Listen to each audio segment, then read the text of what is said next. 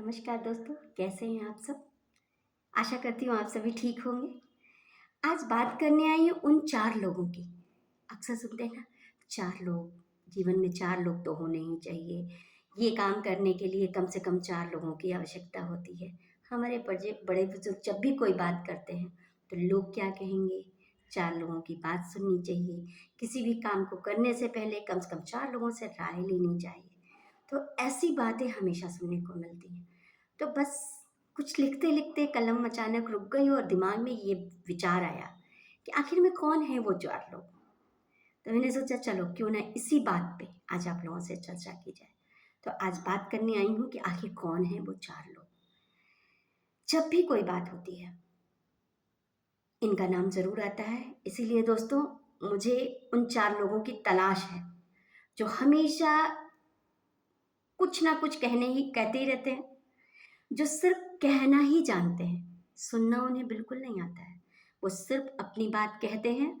और हाँ, सबसे इम्पोर्टेंट बात जो है, ये आपने भी इस चीज़ को महसूस किया होगा कि आप राय लें ना लें, लेकिन ये लोग अपनी प्रतिक्रिया ज़रूर देते हैं आपकी हर बात में। वो विषय उनका हो ना हो, वो काम उनका हो ना हो, उससे उनका कोई लेना-देना हो ना हो, लेकिन उन्हें बीच में पड़ना ज़रूर होता है। आप भी इस बात से इत्तेफ़ाक रखते होंगे। तो ऐसे ही 4 लोगों के बारे में जानने के लिए आज यहाँ पे बात करना चाह रही थी और मैंने सोचा कि भई क्यों ना आप लोगों के साथ अपनी इस बात को साझा किया जाए। क्यों ये लोग?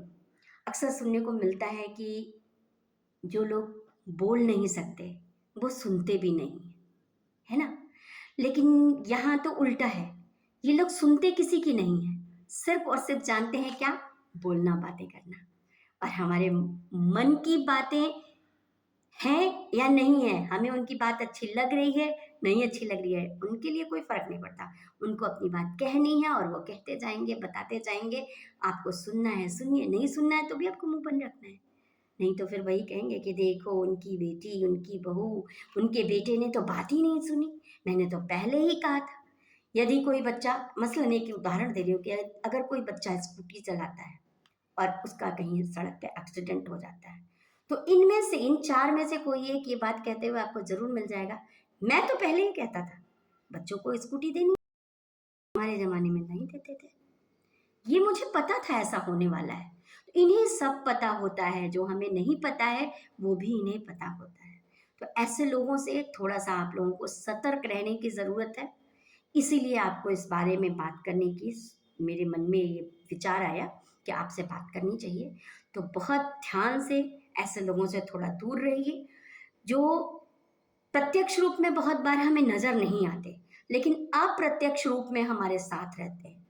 जैसे हम एक बड़े पद पे पहुँच गए, तो अब कहीं जाना होता है, मन करता है आज बड़ा अच्छा मौसम है, कहीं घूमने चलते हैं, फिर सोचते हैं, अरे यार!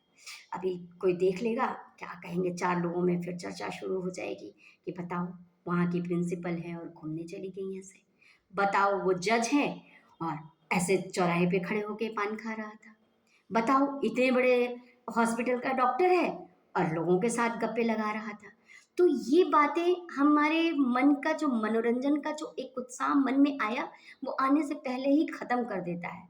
इसलिए ऐसे लोगों को थोड़ा-सा अपने से दूर करना है और इनकी बातों को बिल्कुल नहीं सुनना है। अपने दिल की कभी-कभी सुननी है और दिल की करनी है।